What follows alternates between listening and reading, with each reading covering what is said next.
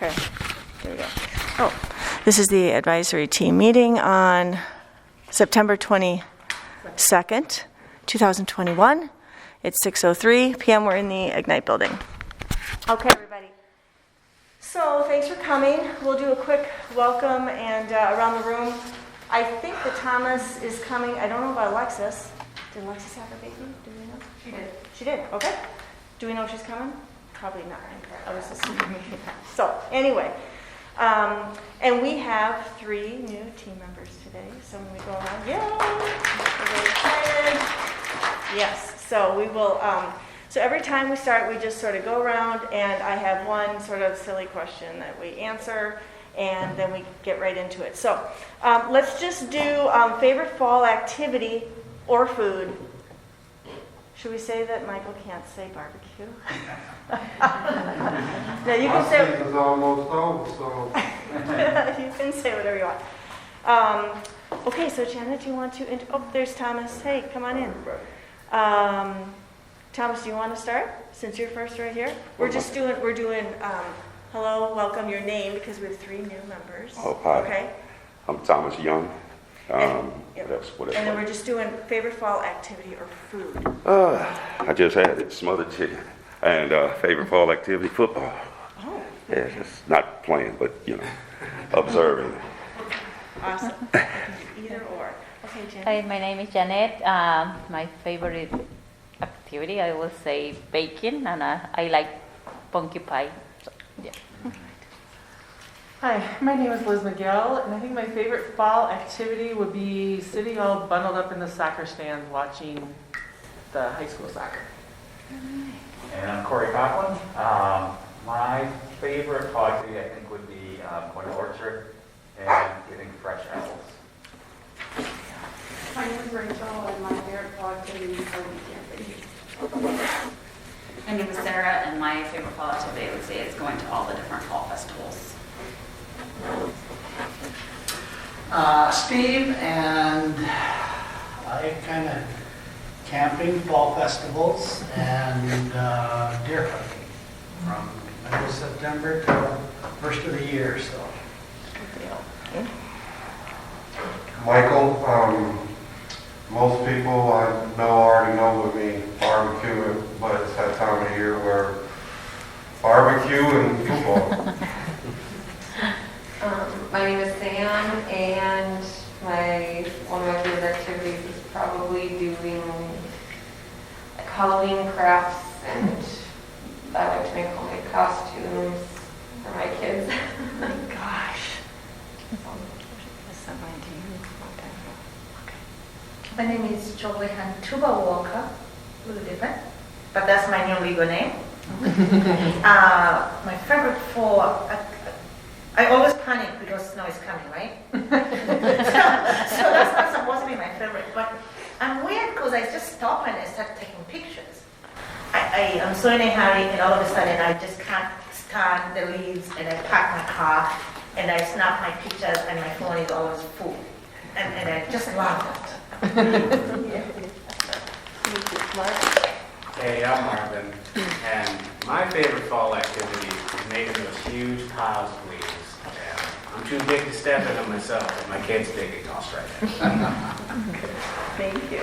And then we have our guest from the Housing and Redevelopment Authority. So you guys want to? Okay, I'm Corinne Stockwell. I'd say football and making football. We do a Sunday feast of appetizers and junk. It's great. I'm Jennifer Cook, and I actually like to do football and camping. Love camping. I'm going in 2 weeks. I cannot wait. I'm Megan Kilbright, and I would have to say having a bonfire and hiking. Good. And we have Marie Nelson from the United Way here. She's here to kind of listen, learn, be a fly on the wall. So, what do you think, Marie? Everybody's always encouraged to share what I like to do in fall. But I will say my favorite food is the ultimate caramel apple from Berlin Confection. And I just had one of those. And I totally ditto that. That is amazing. I didn't even think I liked those. So, good. And we do have Allie Nemi from North Star Policy Consulting coming. She did tell me, might be here, that she had to do something, get a ride for her daughter. She's coming from the city, so she will be here during or after the HRA presentation. So she will be here for the second part. Okay, so we're diving into housing, and today is really, as you can tell, there's a lot of information. It's a little bit of information overload. So today is kind of soaking it in. Write notes or questions that you have during the presentations if you have them. This is a time we're going to, after the presentation, we'll kind of bring these tables around so that it's not so formal, and our presenters will be here at the table with you all, and you can ask questions.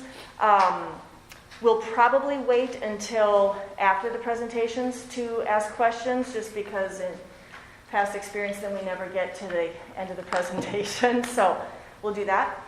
The other thing is as you're thinking of things, we're going to have a time during the conversation when you all can either share a personal experience you've had, can be a family member, friend, someone you know. You don't have to name names, it's totally anonymous, but if there are experiences that you feel like people should know about or take into account as we go through this housing process, we'll have a little time to share some experiences, good or bad, that you've had or that you just think should be kind of out there for people to know about. So as you know, Allie is going to be, who's not here yet, she will be leading a series of meetings over the next 3 months in October, November, December. We'll give you those dates a little bit later. She is hosting, on behalf of the city and the United Way, she is the one who did the study, and she'll be doing this engagement process for housing.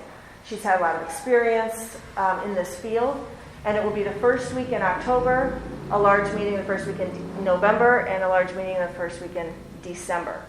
And she's divided these into 3 sections, and there will be a couple work groups too. So you will get those dates today, and then you'll also get a personal invite by email. So anybody who is interested in doing that, we hope that you'll participate.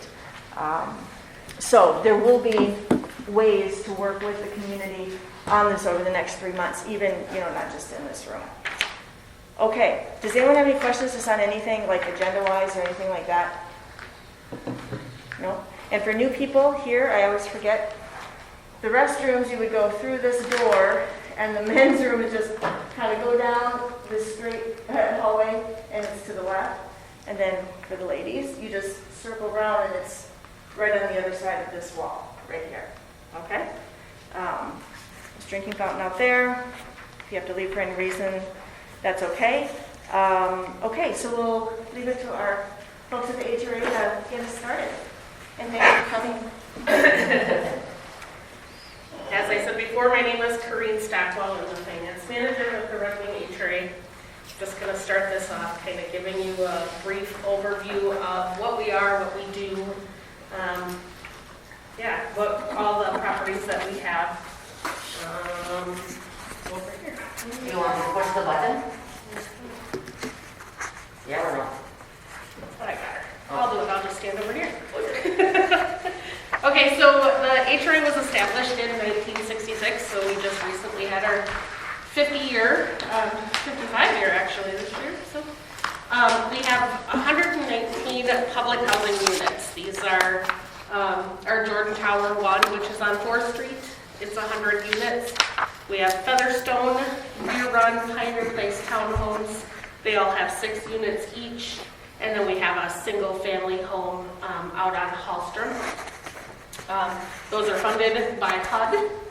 And then we have 104 Section 8 new construction units. That's Jordan Tower 2, which is here on 5th Street. That is funded basically through HUD, but really through Minnesota Housing Finance Agency. And then down on the end of 5th Street, we have 12 units of market rate townhomes. Those are Bluffview. We have a twin home, which is one that we did, I don't even remember how many years ago, but it was an agreement that we had with the high school construction crew that we tore a home down and we rebuilt a twin home. So we have the two units in there. And then on Hill Street, we have 3 units that are rapid rehousing.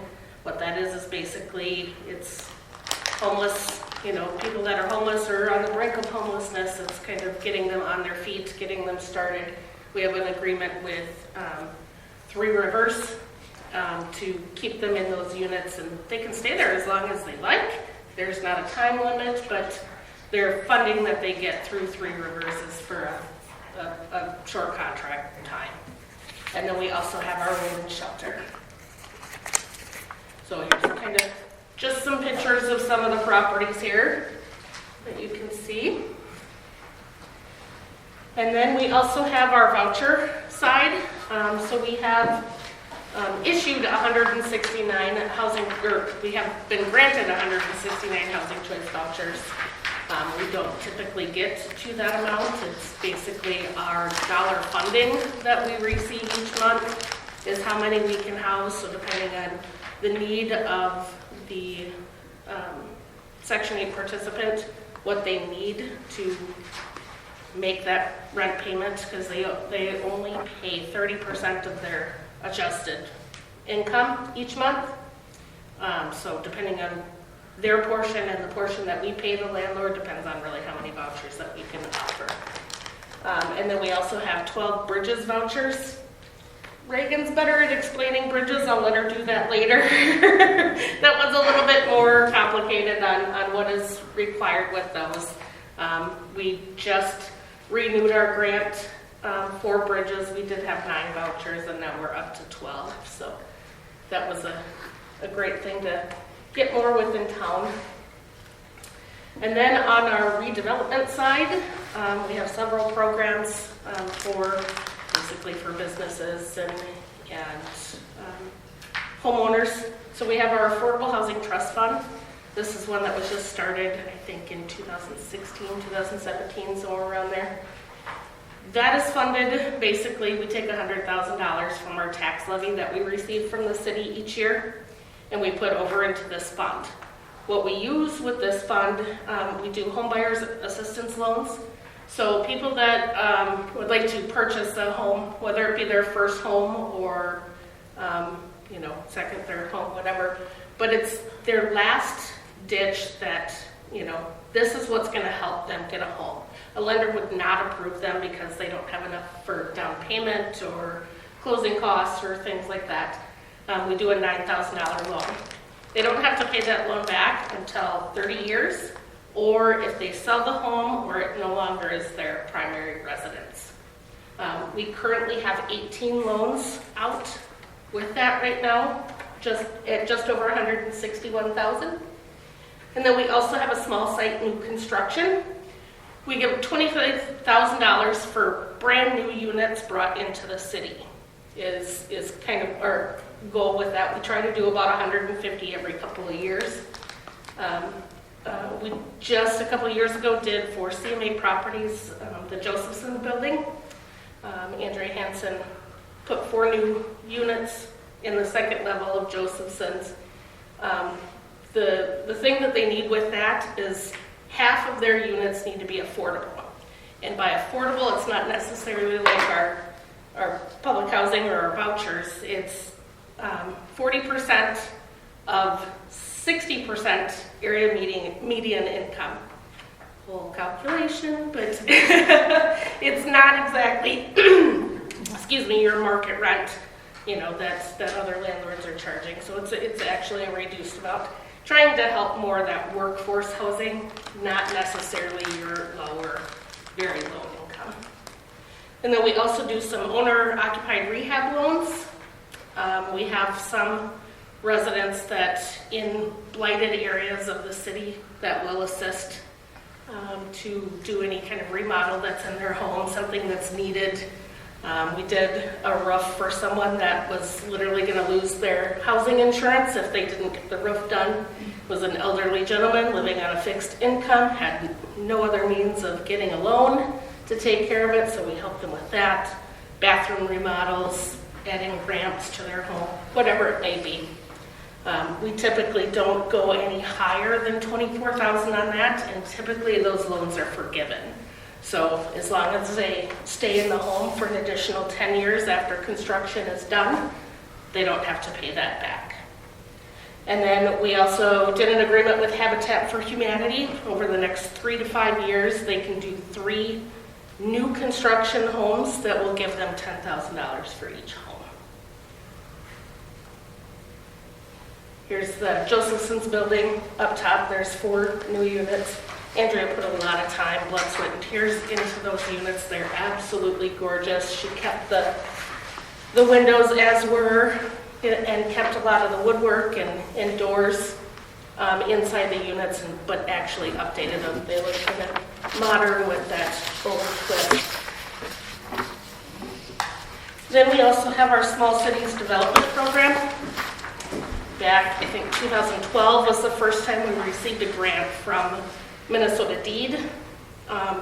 They're intended for commercial businesses, mainly, where we'll do a $50,000 loan. It's usually to make it ADA compliant, do HVAC, do tuck pointing brickwork, new roof, whatever is needed for the business property, not for the business itself.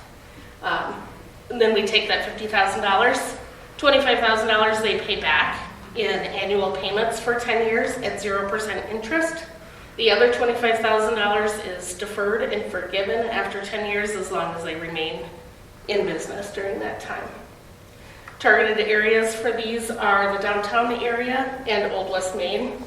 We have done over 80 loans, I think, in total is what we've done. We've done several grants with Deed, so it's kind of a continuing thing. We're actually looking at doing another grant to try and get more for the downtown area.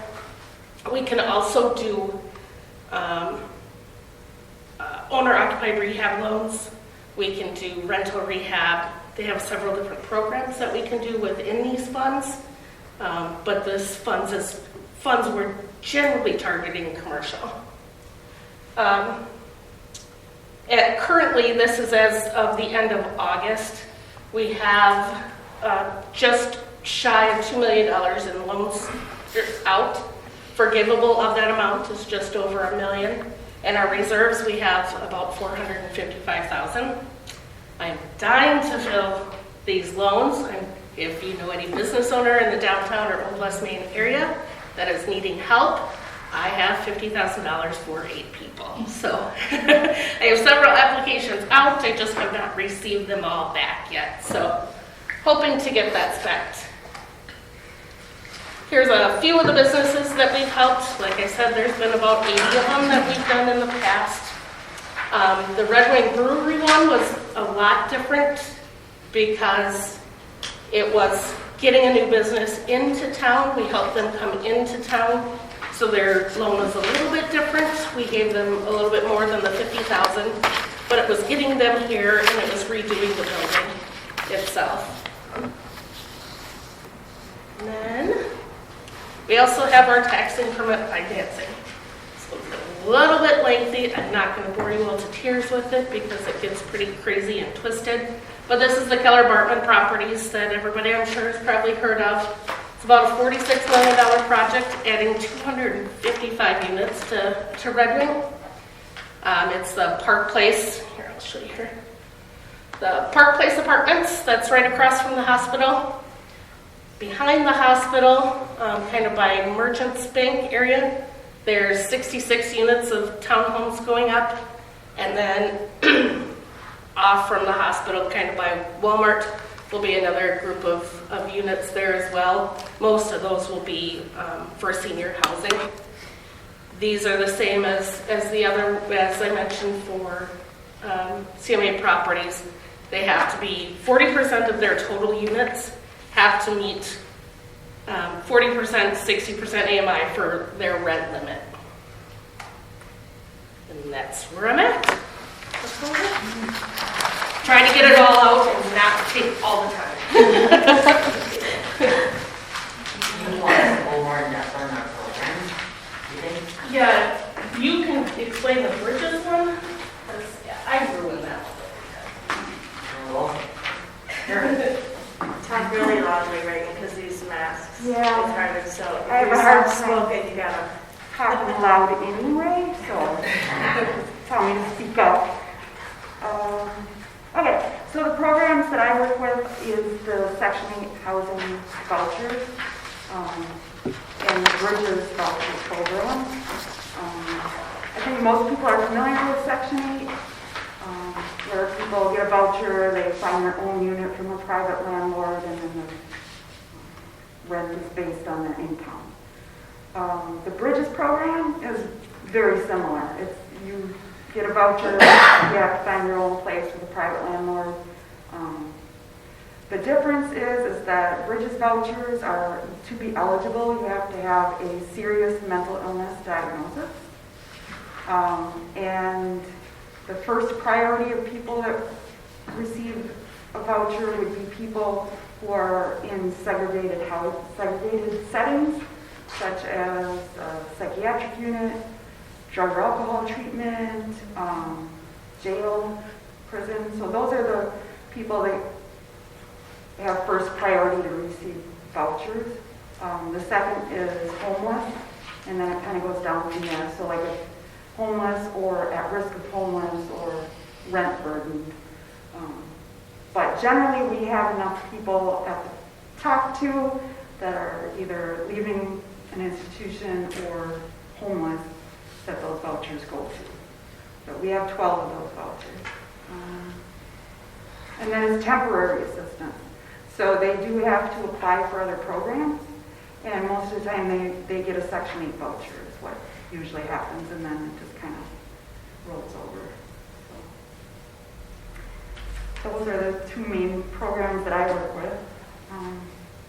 And then the other part I was going to speak on that Michelle asked about what the HRA, some of the things that we see that are lacking in Red Wing. And number one, and I think everyone is saying the same thing, is that there's a lack of units.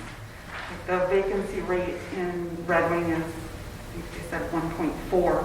And for it to be a healthy vacancy rate, it needs to be more around 5%. So we are really, really short on housing. The other part would be prevention, financial, that can be prevented. People getting evicted. A lot of the programs, there are so many hoops to jump through that you can't even get access to the money. So that would be one thing that could be improved, along with prevention, increasing mental health services. Sometimes a mental health emergency or issue can lead to evictions. And then talking about evictions, help with evictions, help with mediating. A lot of communities, they have someone that's their entire job is mediating evictions before they end up in court, or helping people get them expunged. Because someone gets an eviction and then they're just blacklisted for 5 years and they can't get in anywhere. A lot of places, they just look at your record, and if you have an eviction or a UD, it's just an automatic denial. They won't even look at anything else. So. Oh, covered. Because we're trying to make it not so formal, I guess. I oversee both voucher staff and the assisted housing staff for the units that we actually own. So I was going to talk a little bit more about like HUD and our units that are HUD funded. All of them are 30% of the adjusted income for those tenants. So no matter what, if it goes up, down, they just have to come report it to us. Unfortunately, we also have wait lists for all these different HUD programs because there is such a need out there for the 30% option. Unfortunately, right now, our Section 8 list is closed because it was getting so long that you only want to leave it open as long as it's reasonable, that they would maybe get one within a year or two. So that's why it's closed until we get to that point again. What I see is education for the town, just knowing all the different pieces that we do.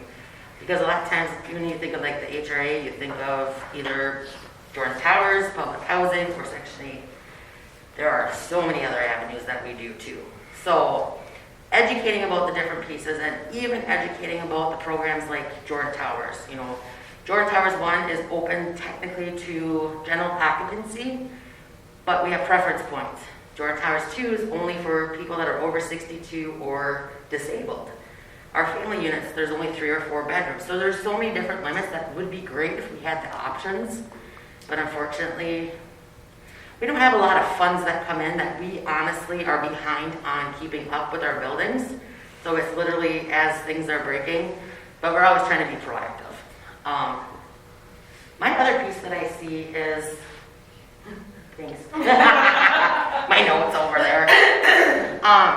Collaborating with other agencies. That's one thing I'm seeing that we're all starting to do a lot more, and I very much agree. This is great.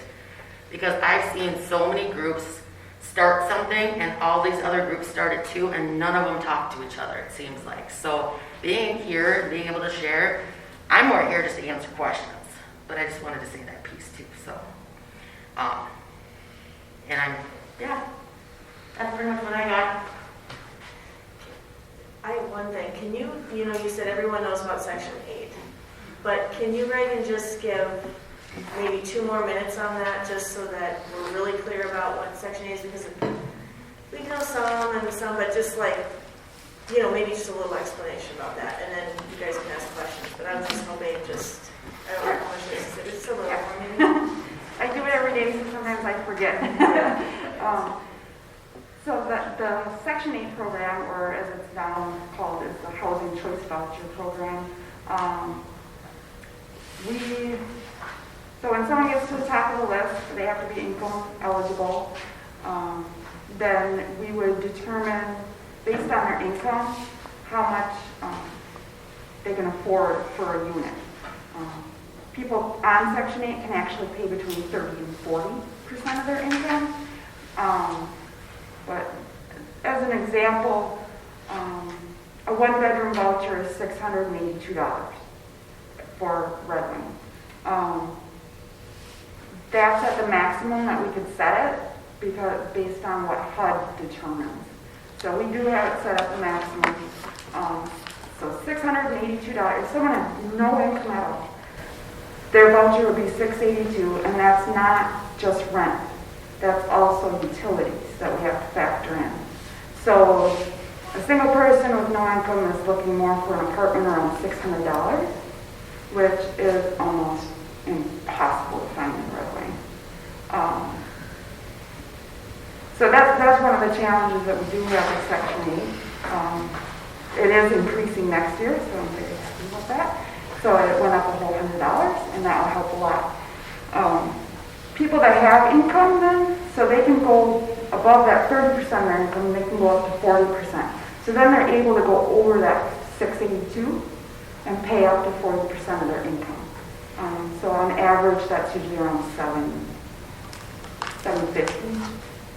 So that helps if someone does have some type of income, which most people do. And we do inspections. We do an inspection before they move in. We do inspections every 2 years. Did you say that the waiting list is over 2 years now? Is that what, or did? When we closed it in April, it was at least 2 years. It's still at least a year and a half. How many people does that? So we have around 150 on the list right now. 150 families waiting. Yeah. So, yeah, as Coon said, we are awarded 169 vouchers, but we're never funded for 169 vouchers. So we have to go, we can only issue as many as we have money for. So we generally have around 140. But it's looking like we're going to get an increase on that next year too. But you gotta use it. If you don't use it, you lose it. So it's always trying to keep that. Get people to use their vouchers as quickly as possible so we can keep building on that. So Allie is not here yet, and this is a lot of good information, so maybe if people do want to ask questions, just the floor is yours to, we can share some experiences in a little while, but let's get some questions out just so we're kind of clear about anything that's unclear, because it's a lot of good information, so thanks for coming. If you want to hold closer, yeah. Liz got a question. I have 3. I have lots more than 3, but I won't take that much time. What is the AMI for Goodhue County for like 1 or 2 people? Can you say what AMI is for people who don't know? Yeah, I should have brought that. Yeah, we should have brought Or if you would just get it to me, I don't need to know the figure tonight. Absolutely. It's Okay. around 60,000 for one. 60,000 for one? Okay. Yeah. And We can then, email to the whole group about that? I sure So can. we all know that, I please? sure can. and then with the Bridges voucher. So, Is that average median income just for people who don't know? what Yes, AMI is? area median income. Area median income. So when they're looking at like places by the place built by the hospital, they're looking at people that make $60,000. right, yeah. I've been doing some research on some things people have been asking me, and I haven't known what the number was, so that would be really helpful to know. And that also is published by HUD, I don't know. Yeah. Everything's published by HUD, it seems like that we have to Well, do. Doreen and I, Jabatki and I have been asking. So, okay, so for the Bridges voucher, because I am working with somebody who has a serious mental health diagnosis and that. So his is about to expire. When his expires, because he can't find a unit for a multitude of barriers, will he go like to the bottom of a wait list again? I mean, does he have to reapply through court? Can he get it again sometime, or how does that work? Because he's on the wait list now at Maple Hills, but that's 5 or 6 months out too. So Yeah, he can. He can get right. does he have to go through coordinated entry? I have a lot of vouchers available right now, Okay, so he can get right back on the wait list. okay. And then, I guess this isn't a question, more of a comment. I love the eviction idea of having somebody because they're actually, I really, really encourage my clients and I encourage the people from the homeless shelter to try it because it's not that big of a process. It's not as scary as it sounds. You know, it's really, if you've got the right people helping you, it can be done to be expunged. But when I've done some of them, the judge has issued a letter and said, here, now you have to like submit this to the different rental reference agencies because it still shows up on the record. They gotta work with I think actually that credit or that company to get it off. Okay, so they can go to the companies that Yeah. and Yeah. get it removed So, versus... like, let's say someone applies for like Jordan Towers and they get denied because there's an eviction on Yeah. the record according to what our policies state from HUD and Right. we adopted. Mhm. What they can do is that they'll get a letter and every person that gets denied in HUD housing has the right to a informal hearing Mhm. or informal Yep, review. appeal, yeah. So they can ask to have it reviewed and that's when they can bring it to. But in that letter that we sent for the denial also gives the link to where we found that report so that they can actually go out, see it, and contact that place. Is it better for them to attach the letter to the application because they know it's going to show up? Is that better for you guys to get it right up front to say, this is on my record? It shouldn't be showing up. 2008 housing crisis, my house was foreclosed on, and I actually lived in HRA public housing after my house got foreclosed on. And apparently they weren't sure if we were out of the house, so they did a court eviction. So I wasn't even living there anymore, and now I have this eviction on my record. So I did all the paperwork at the courthouse, and it's not on my record. Okay. And it was taken off. Okay, so that's something that then we could proactively do with people before they So it shouldn't even be apply. showing up as far as I know. Okay. If I it's think expunged, it shouldn't be there. that position, Miss City Person, if something could be created for this county to help with evictions like that, would There is help the new so housing much, indicator. because there's so Yeah. many people that's the reason they're denied. So Goodhue County has that new housing stability. Mm-hmm. They started last week. So we've already been in talks that we, really want to collaborate with them, get the city to collaborate, the HRA, and see if we can build something on that, to help with these things, to help with the financial literacy, to help with the, evictions, to help with basically learning, some people literally don't know how to live in a home on their own without some type of guidance, like cleaning their homes, the simplest things. Like you and I think, it's really easy to know how to clean your shower.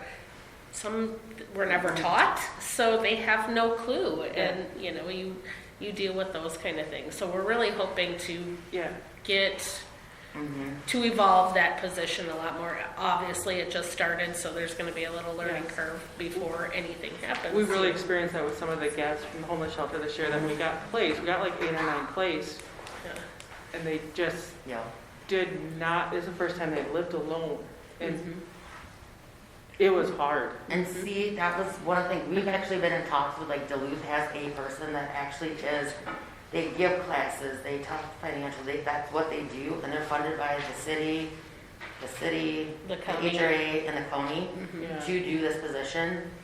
But the big thing too was landlord mediation. So let's say a landlord and a tenant are really having issues. That's someone they can actually go to try to help work it out before they start. Before it gets to eviction. Yep, before it gets to eviction, absolutely. Or let's say someone's applying for like public housing, and they have, we always have to look at landlord references and stuff like that, or if they owe money. But we could offer classes like they do up there, where that could be something that maybe will take the gamble on that person, since they went through these, classes on how to clean, how to pay bills, and how, to make sure, because that's a lot of things that we see. Actually, at one time I had got a grant, now it's gone. I should try again. Cleaning supplies for family units. When they moved in, I had a whole bucket full of cleaning supplies, just because not everybody actually knows what to use. Right. I had a lady way back when I worked at the shelter. She didn't do her chores because she didn't know how to run a vacuum cleaner. Yeah. So it's very education is a huge thing that I want to see, and that's part of the collaboration too. I want the city in on it. I want the HRA. I want the community in on it, where we're all working in the same group, not against each other, but with each other. And We'll send out that, I just want to say, we'll send out that, more about that position that was just hired, housing educator, because, just so that you all know exactly what that person will be doing, Not saying that what we were talking about is what they're doing, but that's where we wanted to see when we started the talks with Goodhue County. Yeah. And just so you know you and Doreen are talking about the whole Killer Bartman thing. October 11th, City Council. October 12th, HRA. Michaela Hewitt from Baker Tilly will be speaking at both City Council and the HRA, explaining the TIF and the rent limits and was she their one that brought it to the city council? Correct. Okay. Yep. Yeah. So she's kind of doing a revisit because, I've received several calls from the community trying to get the understanding.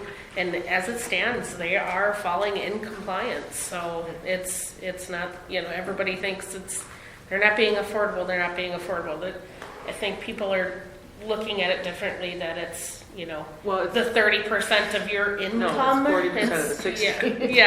That's a big difference. So I mean, there is a big difference. So it's not like you're not going to get a brand new unit that most people are paying $1,500 for $200 because that's what your income is. Right. It's a reduced amount off of what their standard rate is. So, and I think that's causing a lot of confusion with a lot of people, because I've received a lot of calls regarding that. So.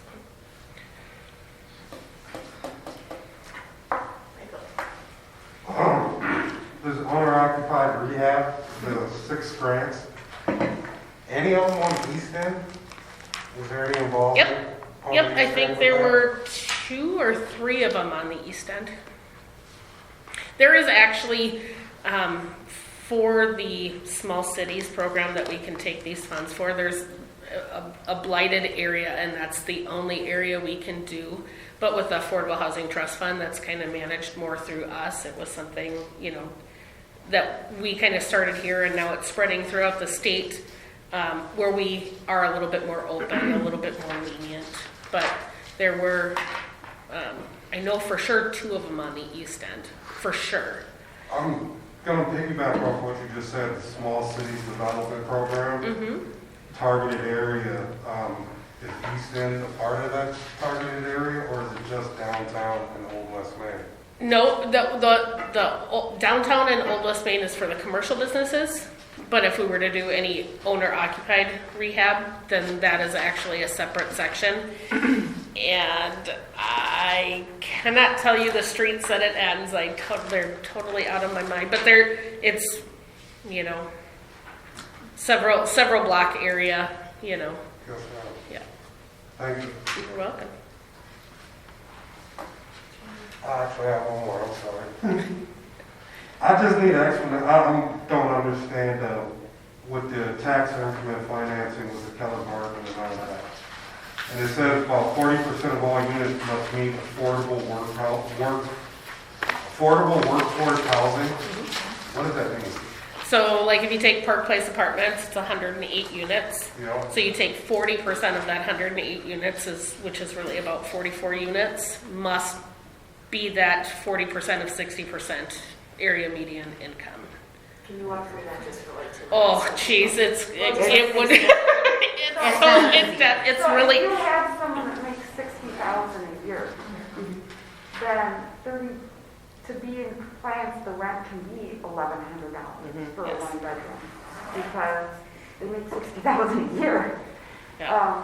And I think that's a big confusion in our community because, like when they were talking about making St. John's Hospital into apartments, and people were thinking that this was going to be like a deep subsidy apartment building like Maple Hills, and it wasn't. It was going to be $1,100 for a 1-bedroom, $1,300 for a 2-bedroom, $1,500 for a 3-bedroom, because that is considered affordable for workforce because the median income for a single person in our county is around $60,000.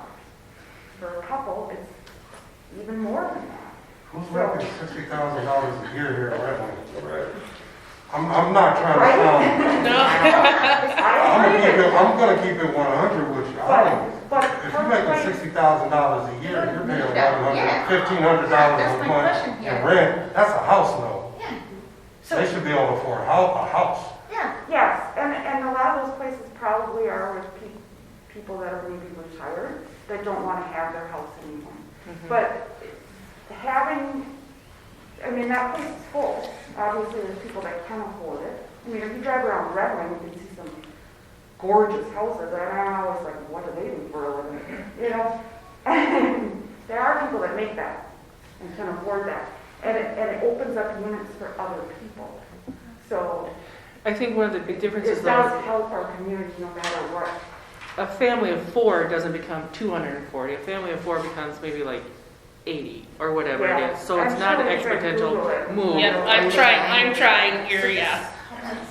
Household income. Household income? Right. Oh, Yep, household. Household. income. Household income, and then the number of people in the household. Right. Okay, so I have 1,001 questions, but I'll just go, I'm confused.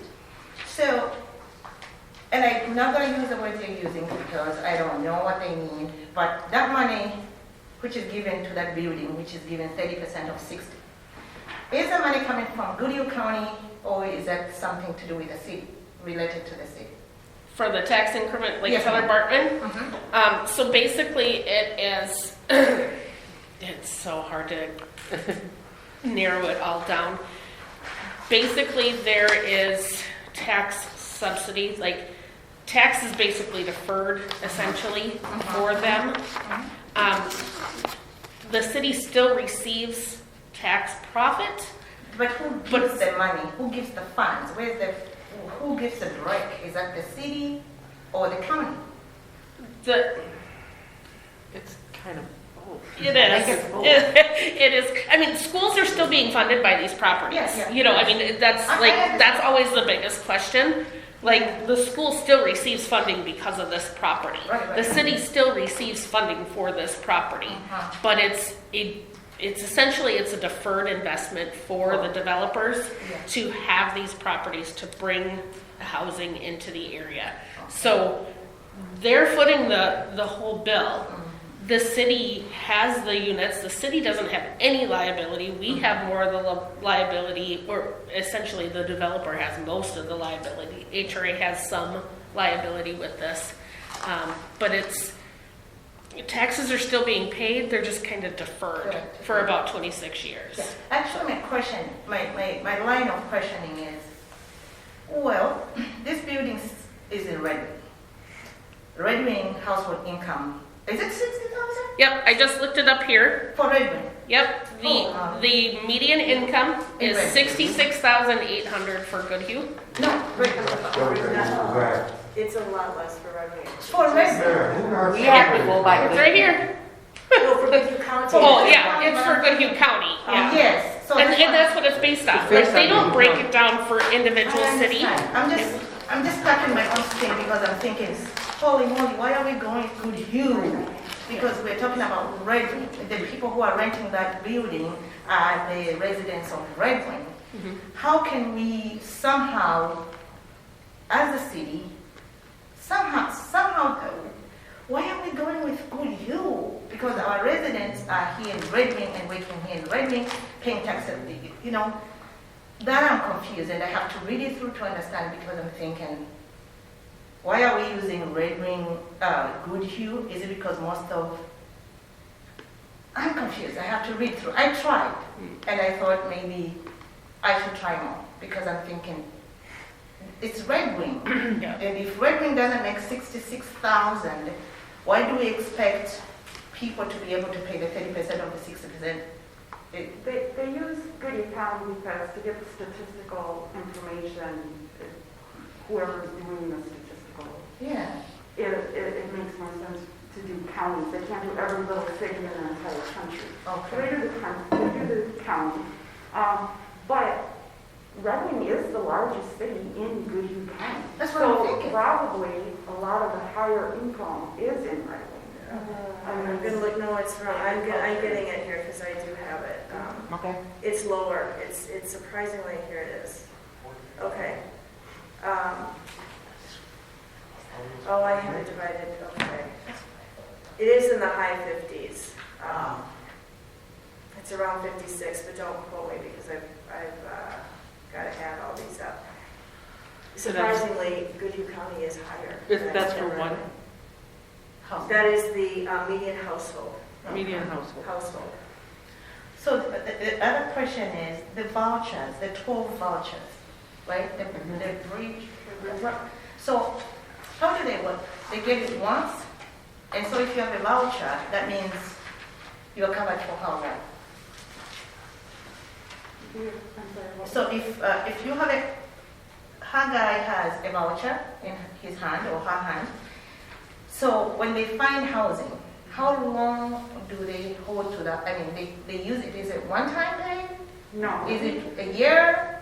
Is it 10 You years? can stay on the bridges then, as long as it takes for him to get some other type of subsidy. I see. If someone, maybe they don't qualify for public housing, maybe they have something on their criminal record, then they can stay on until that drops off, and then they can get in. So- And when it comes to like the Section 8 voucher, that's, as long as you're complying with your lease with your landlord, we do annual recertifications of your income. As long as you're being compliant with all of what's in the contract that they sign, they can have it for a lifetime. But where the problem is, sometimes people don't follow through with the obligations that they agreed to, so.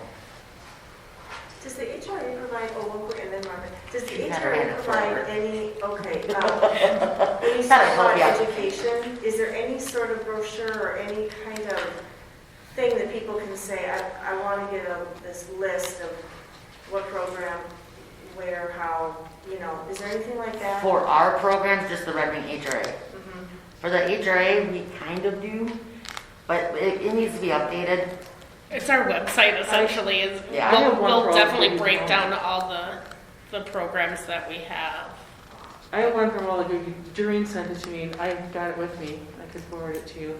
It's All the Good County, and it lists the programs, elderly, Section 8, you know, those type of things. And then there's a sheet with private landlords, and then there's a sheet with all the programs sent for all you guys, that kind of stuff.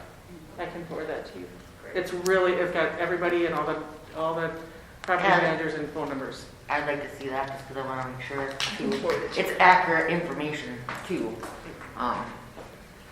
So someone over here, you said, was it Rachel Yeah. or Tara? I have a question. So what percentage of vouchers are not able to be fulfilled due to lack of affordable options? Like what percentage are coming back to you unfulfilled because someone just could not find a place to live? So I issue 35 vouchers a year. I would say 5 expire.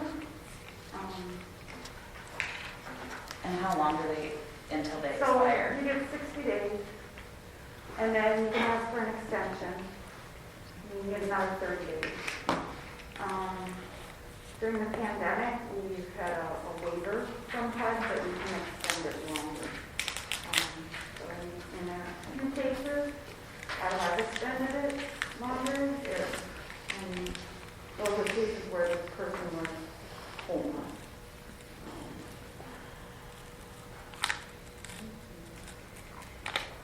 Marvin, did you have something? Yes, my question was voucher related as well. When discussing some of the barriers, you know, in relation to that program, a lot of it isn't just educating the potential renters, but I feel there's kind of a discrepancy between what the public wants for housing and what a lot of private landlords expect, you know, and I know a couple landlords. When I first moved back to Red Wing in 2017, or late 2016, early 2017, I wound up renting from a guy who I went to school with back in the day, Dylan Holes, private landlord, and discussing his expectations and whatnot, he made it very clear, like, the reason I could get the place and some other guy couldn't is because I don't have a voucher. And the guy next door who rented, I lived on 201 West 5th Street at the time, and there's a apartment unit next to it, and you know, the private landlord, I wound up getting to know the guy because when I moved into my next house on Spruce, his ex-wife lived next door. And some of these landlords kind of have a stigma as far as even considering some of those applicants. So in addition to just the prices for things being too high, being priced outside of what the government expectation is for affordable housing versus what a private landlord says you should be able to pay. So you add on top of that, I just don't think people who have this voucher are clean for the reasons we discussed. Or I don't think that they're going to maintain my house, they're going to tear it up, as I've heard them say, you know. How can we not just collaborate with each other, but with that private aspect, you know? I know it's hard to reach these individuals because that's just who they are, individuals, you know? And they're running a business. So they have completely different expectations versus someone who doesn't want to sleep outside, you know? What can we do to try to bridge that gap? She has the most in our agency contact with the landlord, so I don't know, do you have some thoughts on that? But yeah, absolutely. You got lots of thoughts, I know. But yeah, absolutely, that is huge, the perception. Yeah. There's a lot of landlords that wouldn't accept me. There's a lot of landlords that will. I have over 80 different landlords. And part of the problem is like what I was saying before, where the fair market rent and the payment standard is too low. Like, it's hard to talk a landlord into renting a one-bedroom place for $600 when they can rent it for $900. So it will help when we get that increase. to market to landlords and try to get more on board. I think some of them saw during the pandemic that, which, you know, could be one of the good things for the pandemic, is they were guaranteed some money, you know, the ones that actually took Section 8. So I think some of them are thinking that at least they got some money during that time because we paid our portion of the rent. But I think it's kind of a, you know, Section 8 has had a stigma for forever, everywhere you are. And now it's just trying to, you know, get landlords to understand, you know, not every Section 8 person that you get is going to trash the place. Some of the Section 8 people have the nicest, tidiest, cleanest homes, you know. It's just because that's where they are in the situation. There are other agencies that have created like a fund, you know, so if their place gets trashed, there's a fund that, you know, we assist them to do repairs. You know, there's things, we just recently come back from conference, so that's one of the things that, you know, some other things that other agencies are doing to kind of increase that participation. You know, there's also options of, you know, giving incentives to landlords. You know, you have to get past that stigma. That stigma's been there for forever. And you get one landlord who had one place completely trashed. They tell a landlord, you know, and it just kind of goes. It might not be that Joe Blow had a personal issue with someone who was Section 8, but they heard. Yeah. You know, so it's just trying to make those connections and Overall, get people to try. I know before COVID hit, that was a kind of a focus. Yeah. We were going to start really reaching out and educate landlords, and I really think landlords need to be at the table with advocates for the tenants and everybody else, because I think for a while there too, there's a lot of tension. Yeah. Obviously. I would love to see it lessen by maybe bringing something to the table, maybe somebody that's like, absolutely not. Well, let's come to the table. Let's talk about this. You know? A lot of landlords think that it's going to be a lot of red tape, that they're going to have to do so much for the government program. But there isn't really a whole lot the landlord needs to do to have a Section 8 tenant. So that might be part of it. Actually, I was a landlord on Section 8, and I can talk on the landlord's behalf while I'm here. So the stigma is there, but I tried it. Education, like you're talking about. Even all these vouchers you're giving out, all these monies, it's not going with education. You're handing out money, and you're not following up. There's no follow-up. There's no education for the receivers. So they take this money and they trash their homes. I'm a landlord. I've been a landlord. I've done Section 8, HRA, St. Paul. I've been through the hoops. So I'll tell you what I didn't like about Section 8. The inspections. When you come to do an inspection in my house, do the inspection, tell me what I'm doing, I'll do it. When you come back next, when your tenant had destroyed that, don't start inspecting. So you have a tenant who's been there. So what happens is they do the first inspection, right? It passes, they come back in. Then the second year, they have to recertify.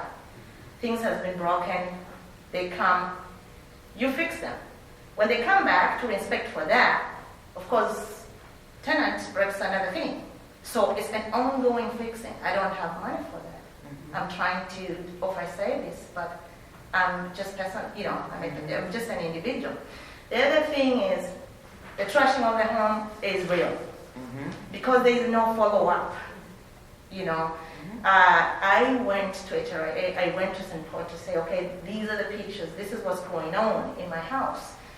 Section 8 needs to have a follow-up to make sure those people who are receiving vouchers, they're respecting premises. It's not easy to find a home, buy it, put money, maintain it every day if somebody's destroying it. So I think that voucher should be attached with a lot of information and teaching for these people who are having these vouchers. So that's what I saw. It was just a lot of that in the house. Red Wing, if I have a doctor who can rent my house for $900, I'm not giving Section 8 $600. I'm not stupid. So it's just straightforward. These are straightforward things. So we should not also expect landlords to just go out of their way because there's a voucher.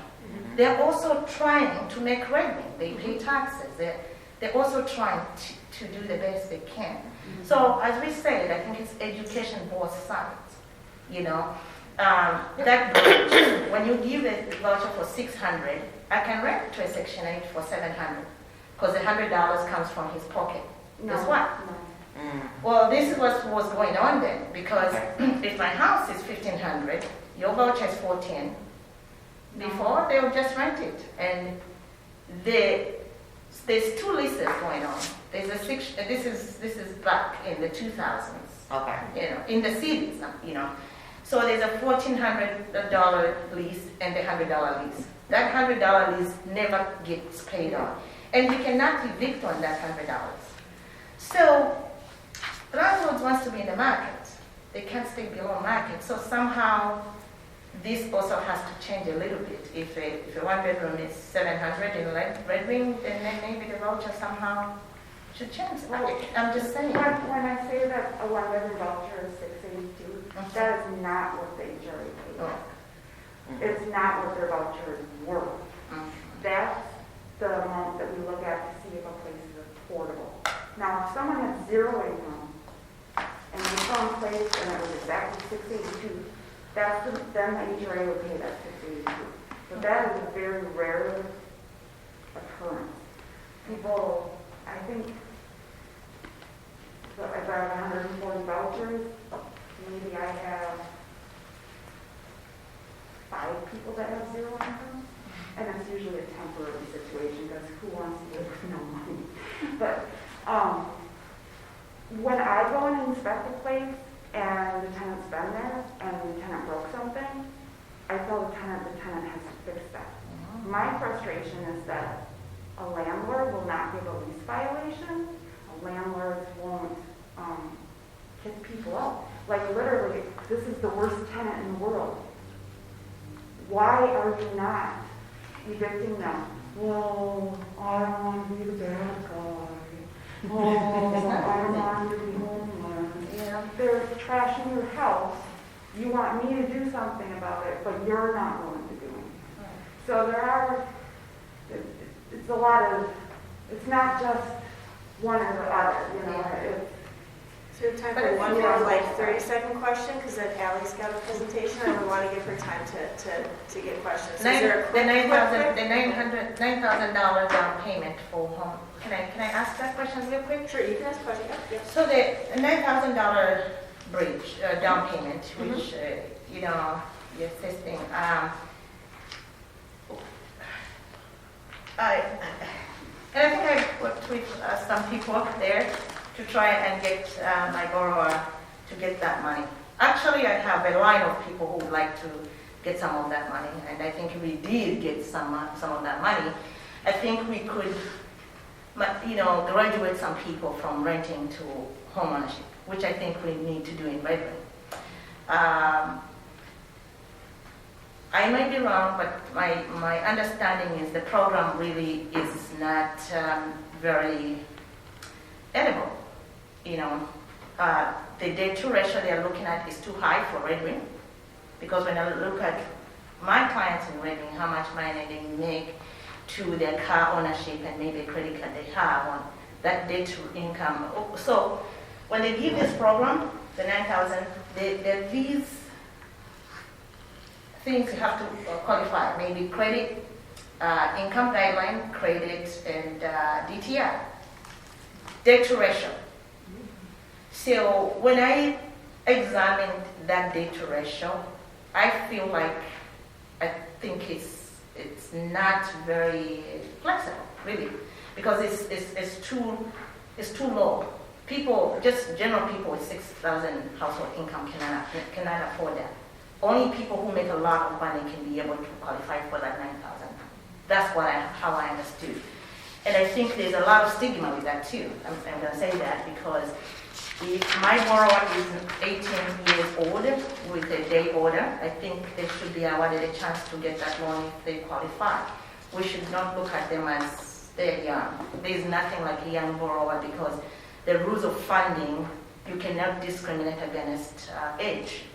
So I feel like there's that, and I had so many people, and when I look at them, I just figured that I don't think I can pass anybody through here. So is there a way, actually, we can make that affordable for the general public? Like So the I people was who- the one that you were dealing with that one. Mhm. Okay, good. Your lender was allowing him to go almost 60% of his income for his mortgage payment. We're not gonna do that. We're not setting somebody up to fail. We don't want them to have more than 40% of their income going to their mortgage I payment. think they do it. That is the yeah, reason why I 43%. denied that one. Actually, that one is an FHA loan, so FHA is a 43 DTI, you can do over than that. Yeah. Because it's a credit. Well, this is our program. This is a program that we created and we built for ourselves, so we can have whatever we do. We don't want to set somebody up to fail. We don't want someone to pay more than 40% or roundabout, you know, I mean, we'll be Yeah. a little flexible. But Yeah. your lender was allowing this 19, 20-year-old person to have a mortgage payment being almost 60% of their income. No, actually, you can do that in FHA. You have to get it at 43%. So that's why I'm asking, is there a program in Red Wing which we can create for people with a debt ratio of 43% to be able to help them with maybe their down payment or closing costs? I would allow a 43%, but I'm not going to allow their mortgage payment being what your lender was allowing. I will be flexible as long as their mortgage payment is going to be reasonable and it's setting them up to succeed, not setting them up to fail. It was a Actually, single person with, I mean, it was crazy. That's probably something, I don't Yeah. know. Yeah, I guessing think we you can guys talk about need that, to, but I like, think it's an FHA loan, so FHA loan, you can have it as a DTI. Yeah. just because it is a good conversation, I just It think. is, I think I'm just trying to see if there's a program which we can do here, which would help at least 43, with that DTI, you know, of 43%, which is Yeah. a regular FHA loan. Thank you for the information, guys. Absolutely. Thanks for your questions. We honestly have a lot more information, we can go deeper too, but obviously you can tell what little you touched on. There's so many different things that go different ways. Yes. In our world. Yeah. Well, there should be a town hall, and Ally will talk about some of the meetings that she's gonna have, but if you guys want answers before these next meetings, email them and we'll forward them so that they can get answers. You know what, we're gonna take a 2-minute stretch break while Ally comes back, and we're gonna get this somehow up on the screen, and she'll go through, hi Ally. So if you guys need to just stretch for like a couple minutes, do that, and we'll come right back. I see it. Oh, because it's probably, No, display settings, it needs to be duplicating.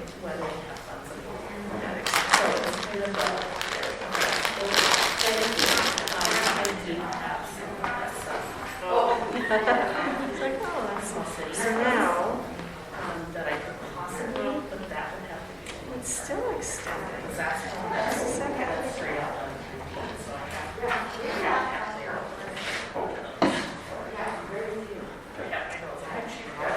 Right here. on the screen. Sorry? Lots, okay.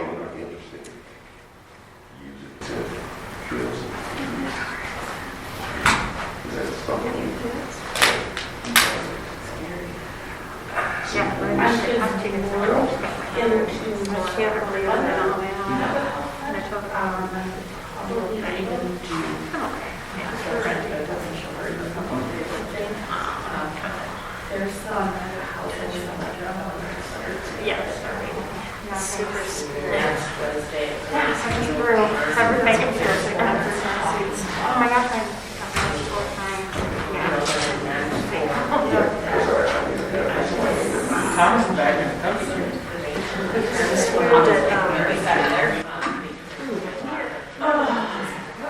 So you sent it to me, I'm just thinking, I wonder if I need to open it up again. I'm gonna pull it down.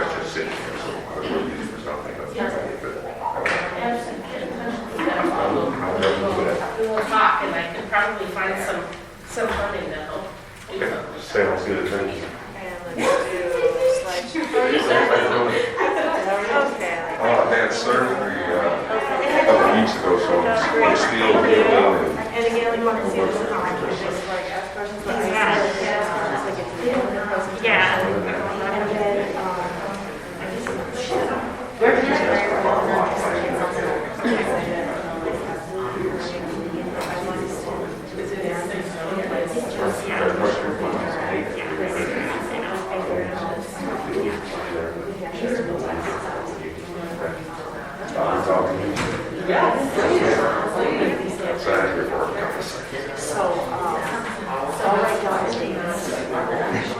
And then,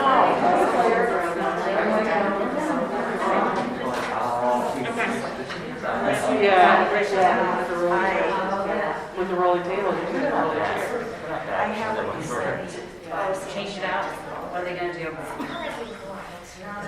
You're out of here, Cindy. As long as you have time, then I'm going home. I live hard. I enjoy grocery shopping on this because I will tell you, there's nothing I like to eat. Like the last 2 nights,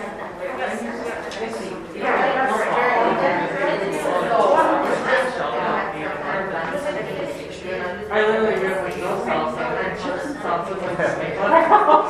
Nachos is a staple. There's no pizza. So the texts are, I send the family texts that I'm like text them. Okay, guys, we've got 45 minutes left, so we'll come back and who whistles? Does anybody whistle or? Very valid question. Literally, Like, there's like 5 things of fruit snacks in the cupboard. That was not a little bit. it's so bad. You can't whistle, no, you can whistle. Allie's got the floor. I usually get really good there. I'm just gonna go to the aisle and get basics. And this isn't even my real life. I always miss my menu. Hey everyone, thanks so much for having me tonight. It's good to see you all. My name is Allie Neby. I am a consultant working with the City of Red Wing. And, I normally talk really loud. So prior to becoming a consultant, I worked at the State Department of Human Services for 13 years on a variety of housing and homeless programs. So this is kind of my field of study, I guess you'd say. And the City of Red Wing wanted to do a study on homelessness and then have some community discussions around homelessness. So I did the study this past spring and summer, and now we're moving into the community discussion soon, and so we'll give you some more information about that as well. The study involved, I looked at like a bunch of different sources that we have in the state and in the county and through the city in terms of collecting information on housing and homelessness. Pulled those together as much as I could, and I talked to a whole bunch of different people that work in the housing and homeless field in and around Red Wing, and also like related services. So I'm gonna talk a little bit about kind of what people told me and what we found, and then we'll do questions.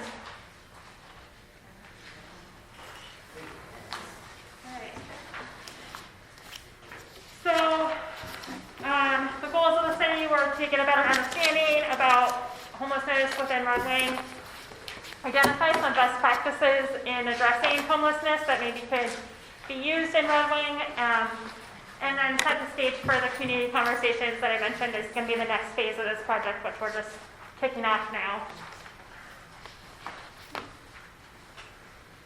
So, measuring homelessness is not super straightforward, and especially with like the city, a lot of the ways that we track homelessness are done either at the state level or a regional level, and maybe some at the county level, but there's really very few, if any, ways that they're tracking specifically within cities, unless cities themselves are doing it.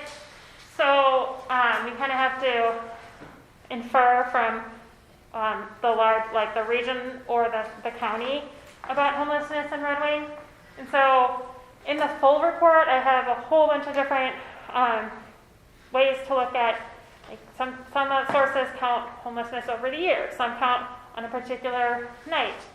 Some count over the month, and it depends on like how you define it. So there's a whole bunch of different ways that you could look at it, and different ways you could track it. But some that I thought were like particularly interesting or helpful to think about is one is the coordinated entry priority list. And so this is coordinated entry is kind of like supposed to be a one spot access point for people who are experiencing homelessness and need help finding housing. They can call coordinated entry. They do some triage, and then if they find that you potentially qualify for some of the homeless resources, they do an assessment and you get on a waiting list. And so as of May 2021, there were 68 clients in Goodhue County that were on this waiting list.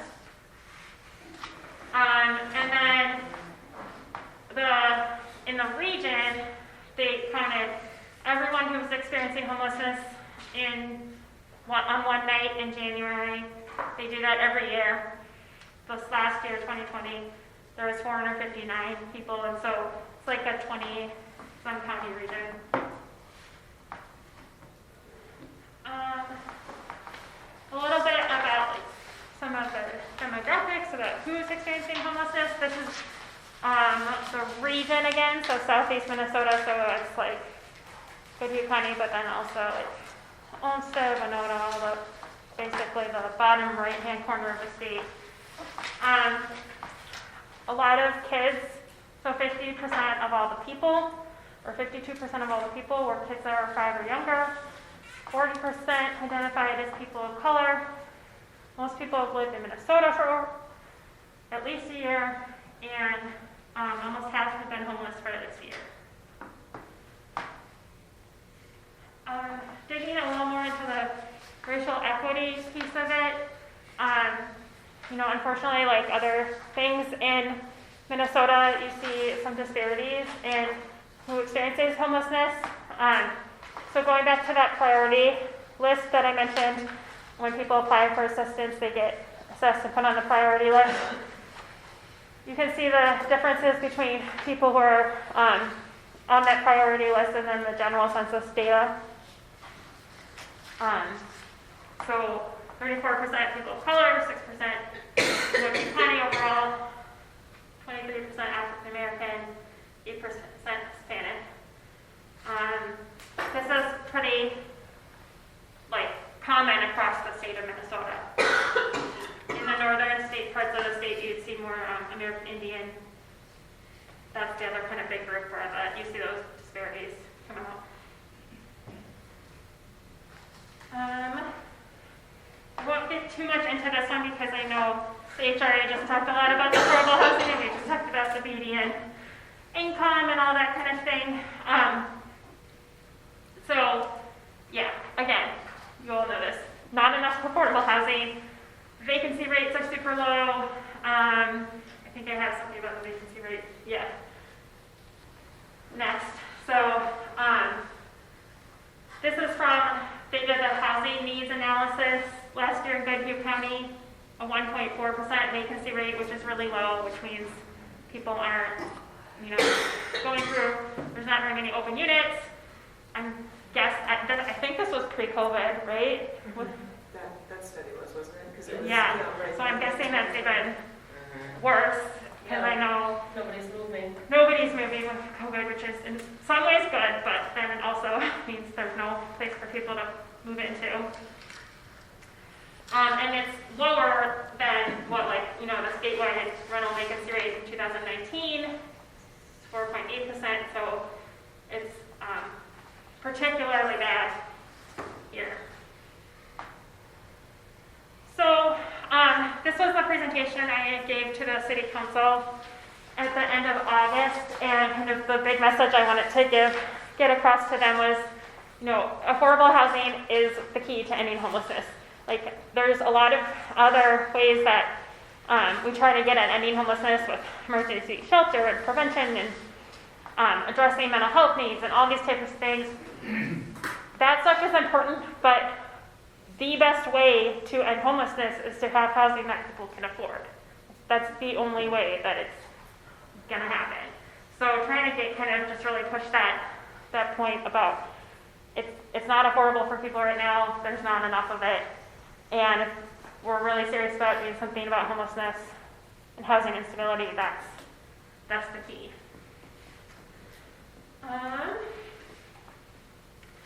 So with that caveat that, affordable housing is the key, the foundation for everything, and we have to have that in place.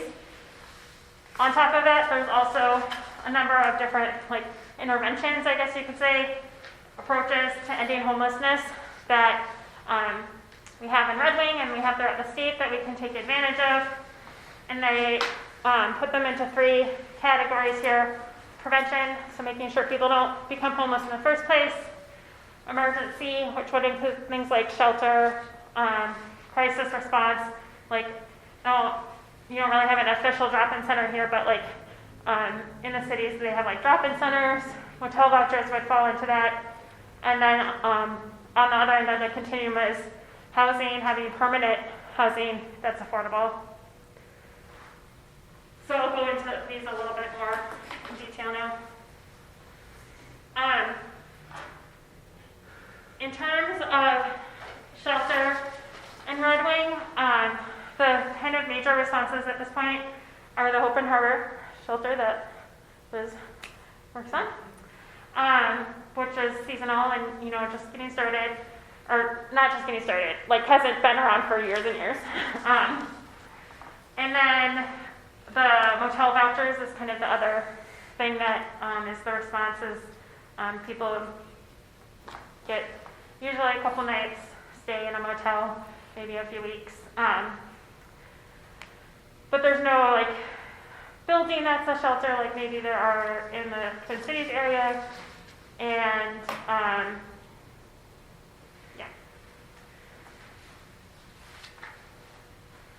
so some of the recommendations I had around shelter and looking what you have and looking at kind of the best practices and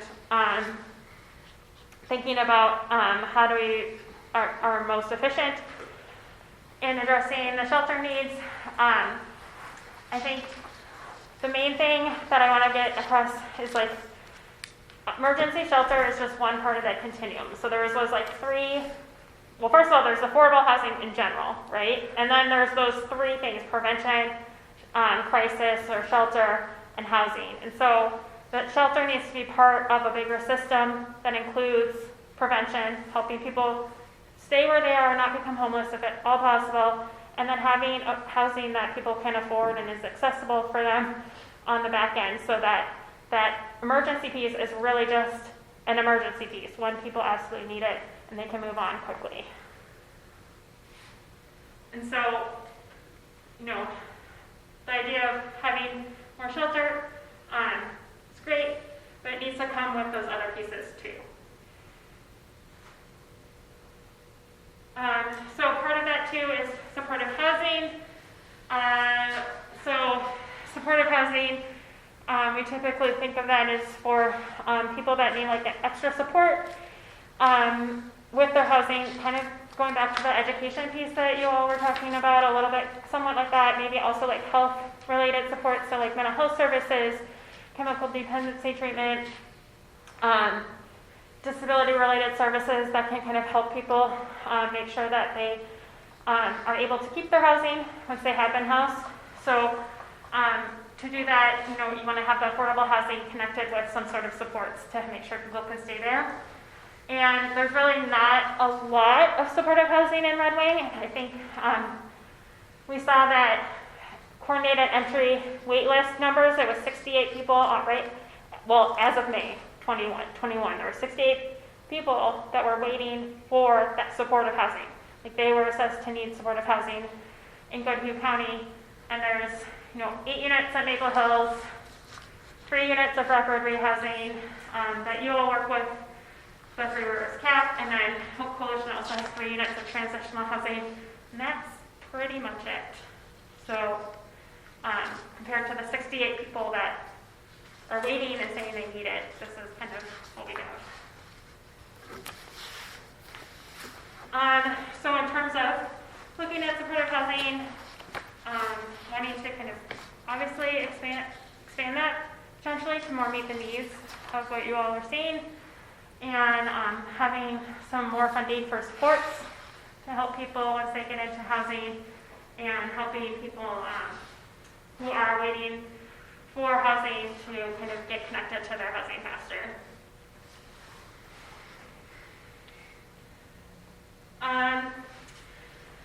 So related to kind of that affordable housing piece and supportive housing, you have to have the housing there that people can afford.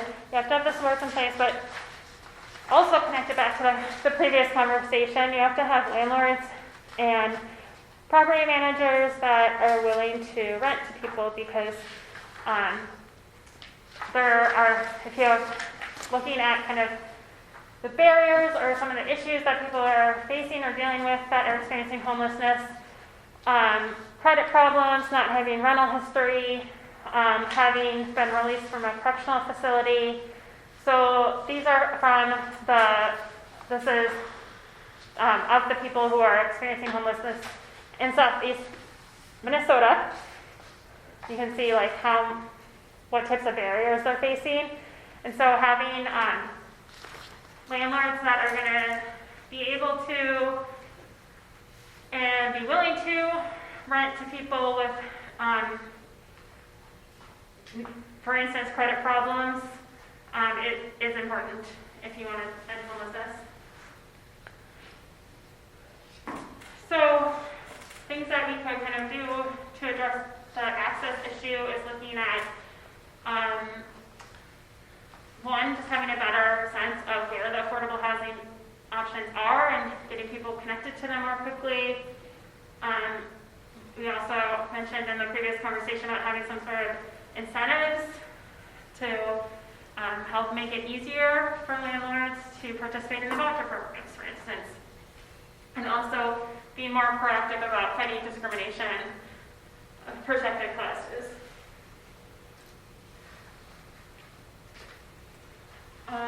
So then this next piece is on the prevention. So we talked about the emergency shelter, the housing, and then circling back to the prevention, making sure people don't fall into homelessness to begin with. This is usually in the form of an emergency fund. And so there's a variety of different places in Red Wing that will help people with one-time funding, like if you get behind on your rent, if you need help with utility bills, if you need a deposit if you're moving into a new place. The CAP agency and the Hope Coalition, I don't have it on here, but Salvation Army has them too, of just, you can apply and get one-time funding. So I think, there is quite a bit of resources in this area. I think from talking to folks, it seems like it would be helpful to have a better way for people to access them, because it's a little bit like who you know right now, it seems like. Like, how do you know how do you know where to go to get access to those funds? And they all have different rules, and they all have different processes, different application processes. So making it just easier for people to get to that funding when they need it. And then having some services with that funding can also be really helpful. We found in other communities that, it's not just about the money, that maybe having someone help problem solve to make sure that doesn't happen again in the future, helping connect to the supports. So it's not just that one time, but kind of more ongoing support. And then kind of the last piece that we're looking at is, I called it building infrastructure, but this is all the things behind the scenes that needs to happen to make a system for addressing homelessness and housing instability effective. So you need to be collecting good data. You need to have a good sense of who in your community is experiencing homelessness, so you are able to understand what the needs are and to address those and react and change the system as needed. And so having like more real-time data is really helpful in that. And then having better defined roles for who does what and how in addressing homelessness.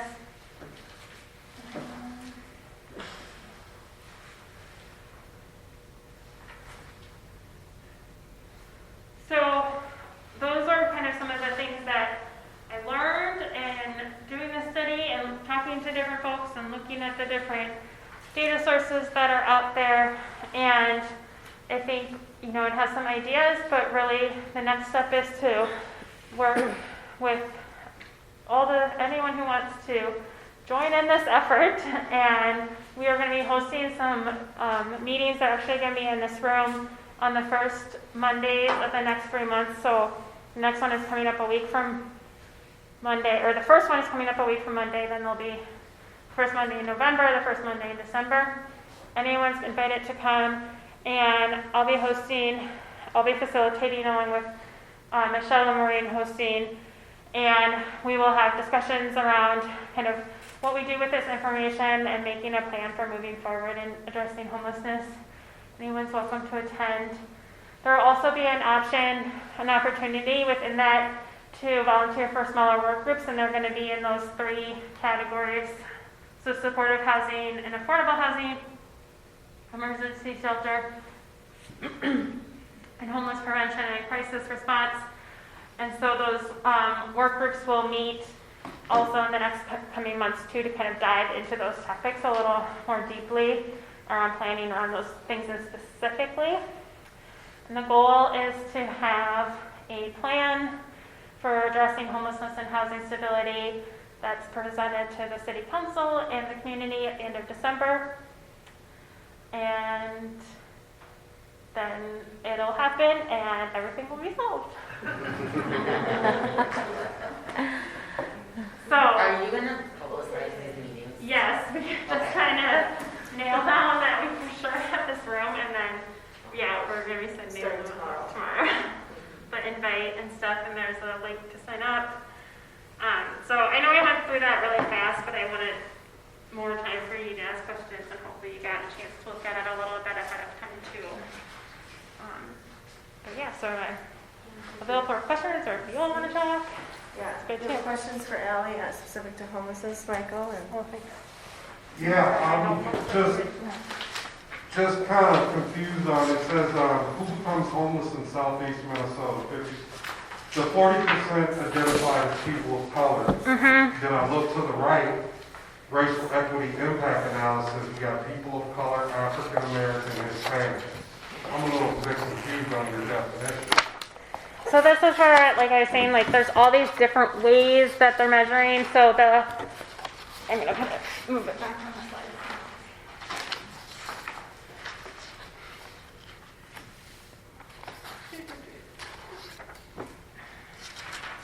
So this one is from the Wilder study, which they count on Octobers every 3 years. They do a one night in October.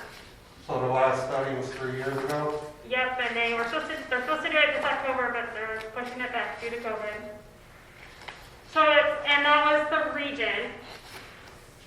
And then this one's the county. So it's also like different. But the definitions of the categories, I think they both use census definition, and people of color is like basically anyone who identifies as non-white.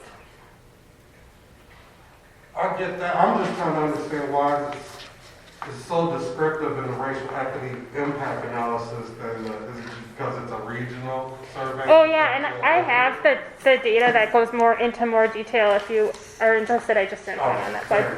Yes, please. Yeah. Thank you. Yeah.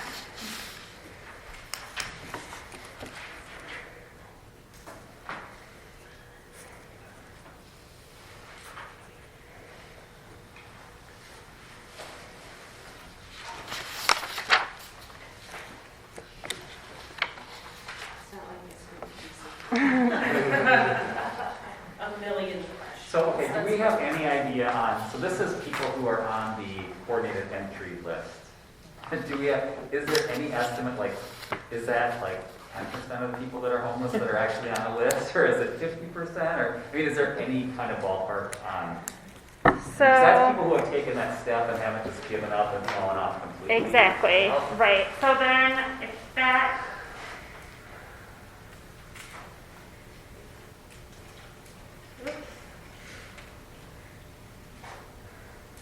this is the point in time count in January, but this is the region again.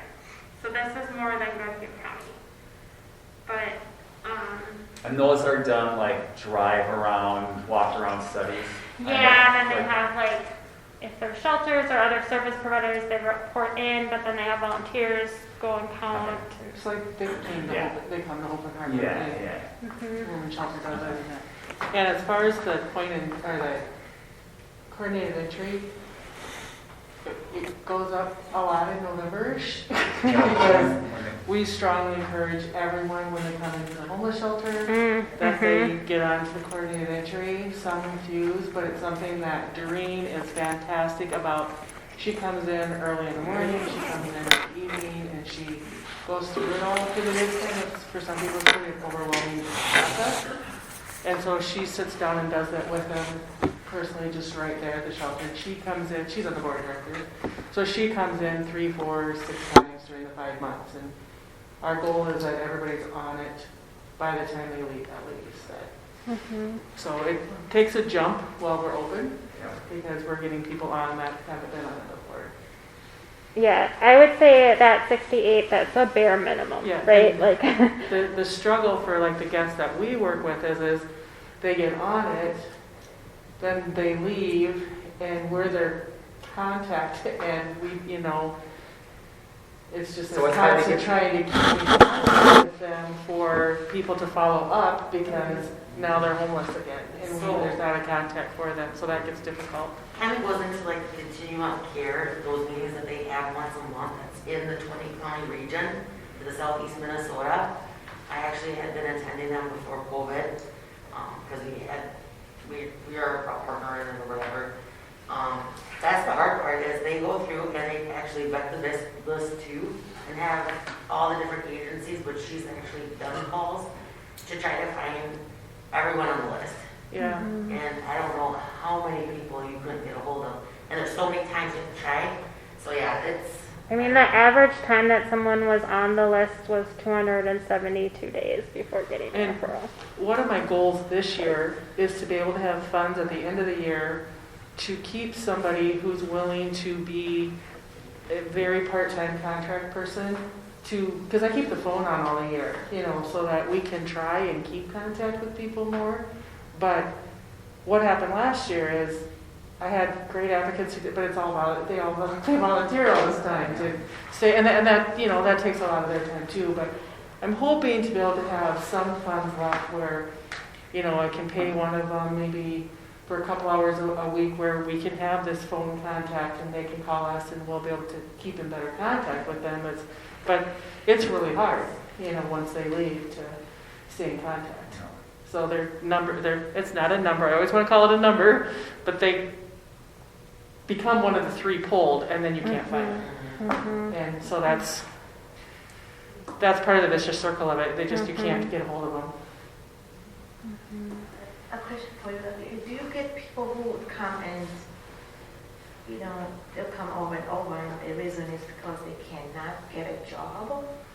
No, we had one gentleman who came back for the 2nd year. His choice is to remain homeless. And I work with some people whose choice is to remain homeless. It's their choice. That's very infrequent. Most of it is they have a barrier. And it's nothing against Section 8 ladies. They do really hard work, but it's really hard to be homeless and not have a criminal record for the 5 years or 3 years that you need to be free of certain. It's really hard. The evictions are big, so that's why I think having this eviction person would be such a blessing because it's not that much work for somebody who is used to working in the legal system, has experience being in courtrooms on a positive experience, not a negative experience. A lot of the people who have to fill out these forms and stuff have very high anxiety, and they just simply, they just can't do it.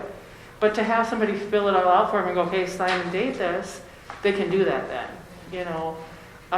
But it's those kind of barriers that for most people you think like, well, that's no big deal, fill out this form and get it, they just can't. There's fees involved with that stuff sometimes, and they don't have that. So we were able to provide a lot of those fees last year. It's simple things like, you might not have a birth certificate, and you need a birth certificate to get into Jordan Towers, for instance. They have to prove who they are. Well, that's a process, and those are fees. So we were able to provide birth certificates and social security cards and those kind of things because we had the money to do that. But you have to be somewhere to have somebody to help you do that in order to get to those basic steps. And that's what so many people don't have. And it's kind of little when you, from our end, it's kind of a little thing to write a $28 check or whatever it is, but it's that thing that they can't get over themselves. So they have to get in somewhere and then do it. It's not as much about jobs as past history and then being able to stay in the place. And that's why the supportive, sustainable housing is so critical. I literally stood in the bathroom many times to teach how to clean a bathroom, last year. And you have to be able to keep an apartment clean to keep it. You're going to lose your apartment if it's trashed when they go in for annual inspections and the bathroom hasn't been cleaned in 6 months. So it's those, but you just can't expect somebody to know how to clean a bathroom if it hasn't been modeled. And so it's those kind of things that really trip people up. And it's like I say, it's a lot of little tiny things that seems really common sense to people that are not common sense and easy to do for a lot of people. So if we had a support system at the end of or during the stay to kind of work with these people, you think we might see a short list as we go on? My agency has several of them in Winona County, and it would be wonderful for Goodhue because you go from the homeless shelter or you go from jail or you go from whatever into this transitional supportive housing for a year or so where there's somebody to help you learn how to keep a kitchen clean or make some basic meals and keep your little apartment clean up to standard and those kind of things and fill out the paperwork that needs to be done. And so you have somebody overseeing that to a degree for a year, and then those services start kind of backing off and they become more independent towards the end of their year or 2 years that they're in that supportive housing to then be successful when they go to the next place. It's that centerpiece that we don't have here that is super critical to have. That supportive transitional housing when they leave the homeless shelter. I would like to say that there is a variety of reasons why people are homeless. There's a variety of if I were to become homeless, I have family that I can stay with. So there's I don't want people to come away thinking that homeless people are dirty and don't know how to clean. That's not true. For the majority of homeless people, I think. People that don't have a place to go because they already burned all their bridges and they maybe trashed their last place. Yeah, maybe those people do need help learning how to keep a place. But I think that's a stigma. So it is an issue for some people. It was a lot. It was a lot at the shelter. It's not for all. We'll do one from Michael, and then we're going to try and figure out some next steps. I think a big thing also with the homelessness is majority of homeless people, when they're asking for help or coming for help, they don't want to be talked down to. They don't want to be belittled.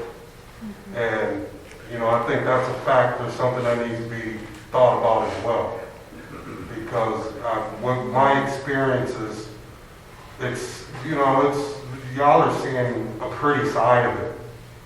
You know, the cute facade of it, but like you said, behind the scenes, there's more than just what's on this screen. You know, there's people being disrespected, discriminated against, the whole nine. So that needs to be factored and talked about as well and dealt with, what's the word, appropriately. I just want to say.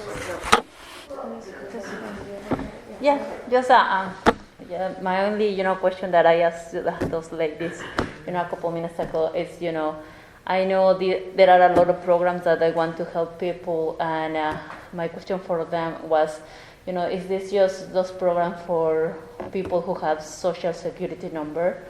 Because we live in people with no social live here in town, and they have the same issue. Or maybe I read the information that they send us, and they say that Hispanic families, they live like 4 or 3 families in one house, and I see this is a problem, for space, for privacy, and all those things. So that's why my question is, the city, or they have like a solution or help for those people. And I just want to, let you know that people with no social security number, they are still paying taxes. The government give them a number that is called IT number, and they are still paying taxes, even if they don't have, any other benefits. But, just want to make clear this thing, and I just want to know if, there is, any programs here in town, or they can apply for those vouchers, or they can apply for, on a housing, or they can go to the shelter during the, the winter time.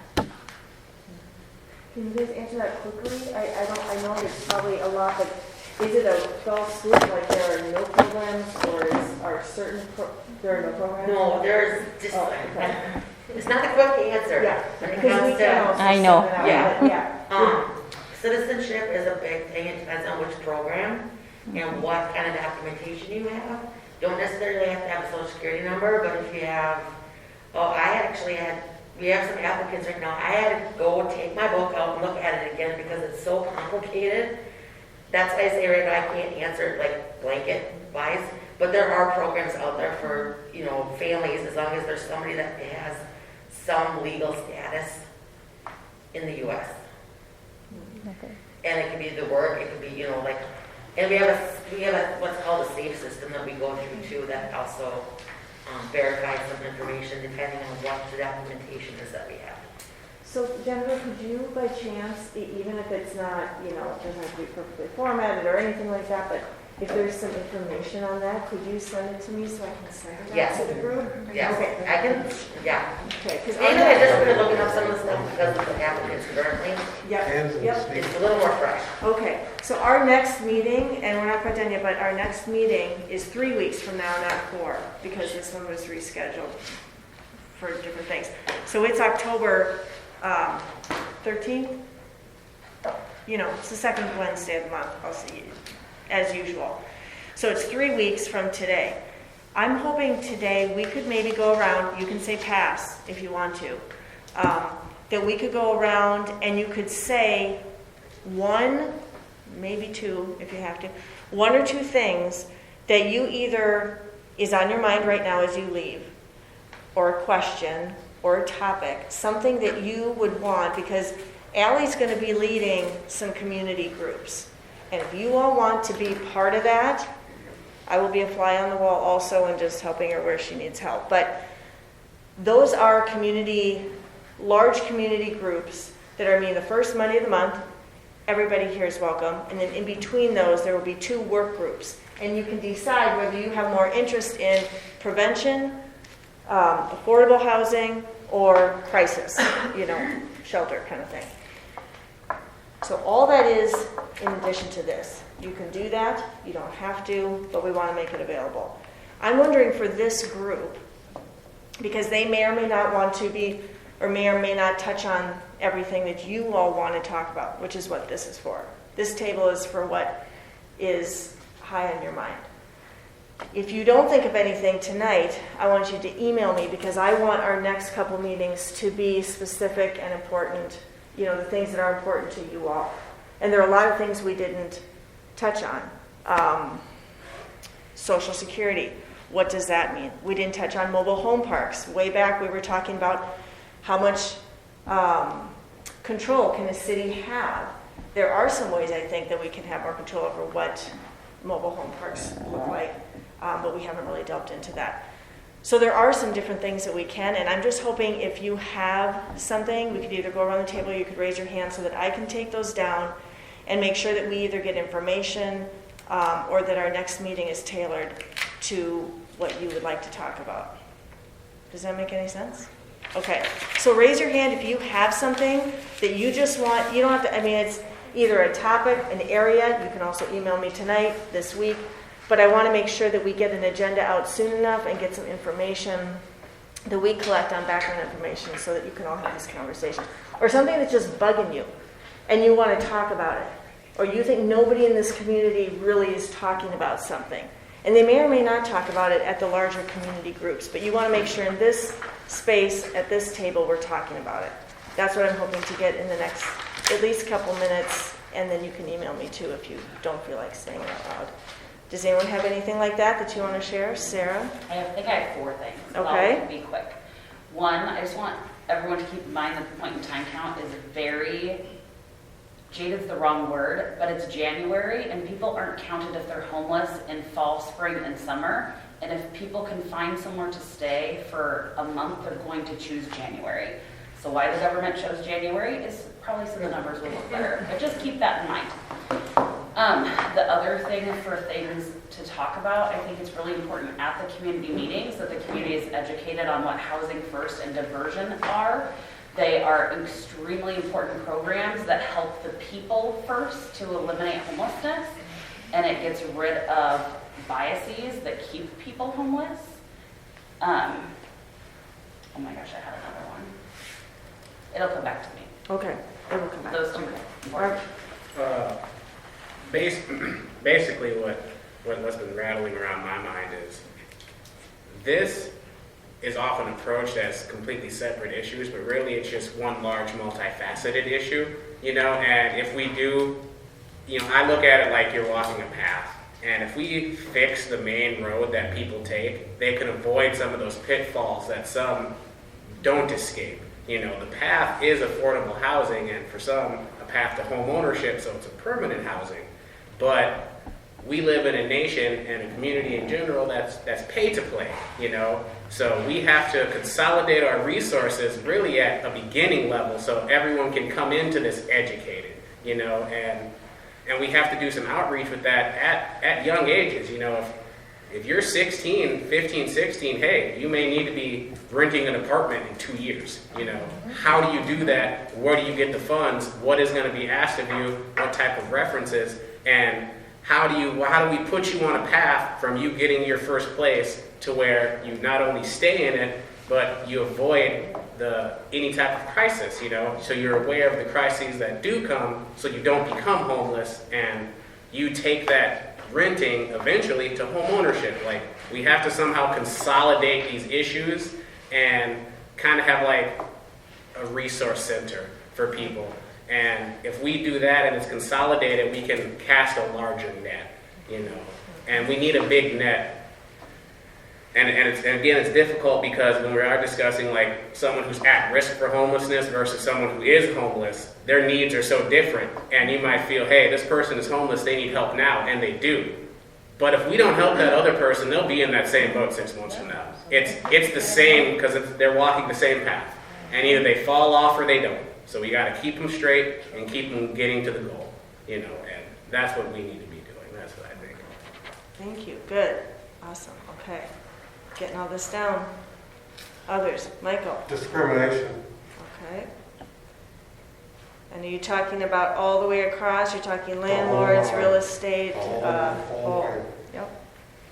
Okay. Gender discrimination, racial discrimination, disability discrimination, the whole line. Can I just throw something else out related Yes. to that? So we were talking before about how landlords were discriminating against people with vouchers. There are some cities who have passed, like nationally, you're allowed to do that. Like there's no, it's not like a protected class, you're allowed to discriminate against vouchers, but there are some cities that have passed ordinances, including Minneapolis, that you are not allowed to discriminate on public assistance receipts. Okay. Interesting. Okay, because this is the lady I'm going to go to for all. There's Just throwing it out there. states Yeah. that have done that as well. Washington State did it as a statewide, you cannot discriminate. Just throwing it out there. Okay. Source. Great. Because that is the other piece is how can the city, where can the city, and we can in different ways. So that's what we have to figure out too, so that you all can help us. I will also say it was very controversial in Minneapolis, and they got sued. So. Yay. Well, that's I just kidding. But it is something. Liz. Kind of going off what Marvin was saying, there's that new Adulting 101 class that juniors have to take.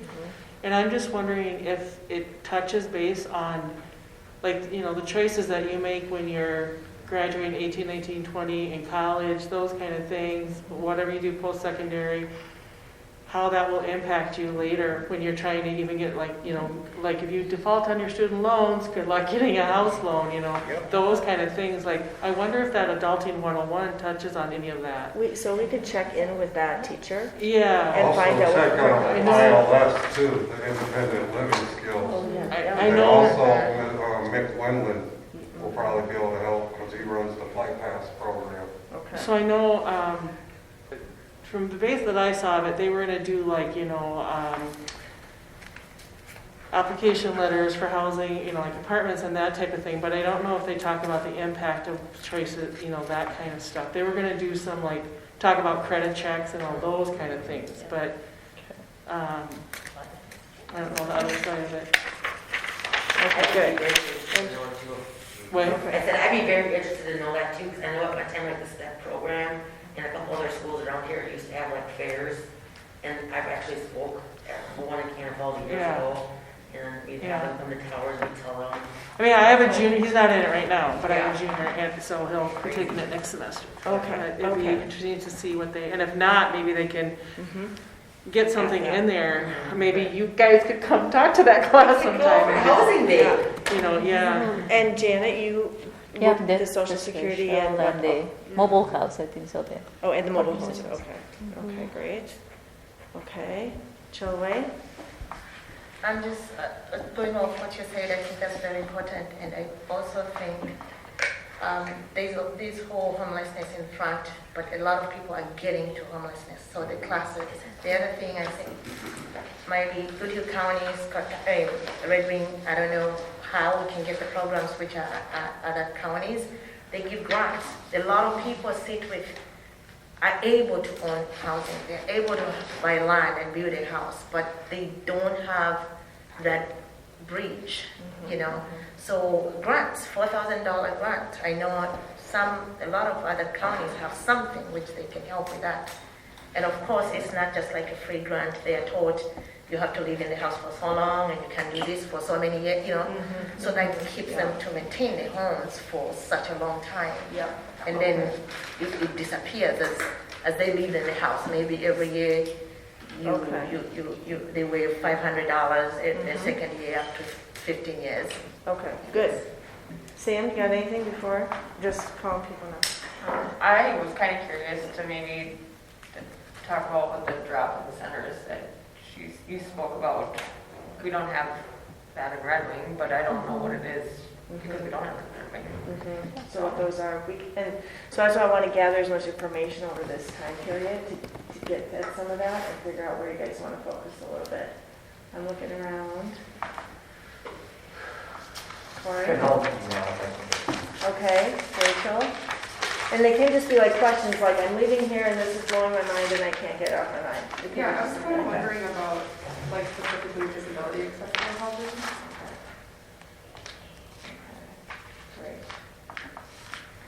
Yeah, I don't know if we have a lot of that. Do we have a lot of the information? Yes or no? Because we don't have a lot of time, but not really. Do we know, do we have facts on how much this is, Statistics? or just how much is available? You'd have to All look. time, yep. Out off the top of my head, sorry. Okay, okay, sounds good. And I know we're on a time crunch, so anybody else? Steve? I guess one thing is this is just like a Yep. brainstorm thing, but with the grant money, if there was also some way we could have like a fiscal agent where people could start to save, even if it's tiny bits, but to get them in the habit of $5 a month or something that can go, and then they, you know, maybe there's more grant money that's available, but just getting that pattern established earlier. And even if it was like matching grants where it's like, give them an incentive and like, oh, okay, this, I see how this adds up. Because it's, if you start it, then it just becomes habit, and I think that could get some people, could move the ball forward a little bit faster. Great, great. Thomas in the back? Thomas wanted the comfy chair, so it wasn't that you didn't like us. Oh, no. You good? Okay. Yeah, you guys are coming here. Really. Okay, and one more, Liz. The other thing, I've worked with a lot of people who have said that, you know, especially the ones that are on like a voucher program and stuff, that they wish they could have kind of like an informal rep payee for the other portions, for like that portion of Informal what? I rent. don't know. Or informal rep payee, not a rep payee is somebody who legally pays your bills for you. Your money goes to them and they pay the bills. Usually the county. There are some private companies that do it too. But like, because they just simply have good intentions to pay it, but that extra $100 a month doesn't go to the landlord. So they would like some type of program where that portion of their money, before it comes to them through their, you know, SSI or SSDI, whatever it comes in or whatever program, that portion would be taken out and they would get the rest, because then they would make sure that their utilities and the other landlord part and that would be paid. Okay. Because it's just something that is difficult to do when they get the lump sum. Okay, excellent. Okay. Thank you, everybody. I got this. I've got a lot of information.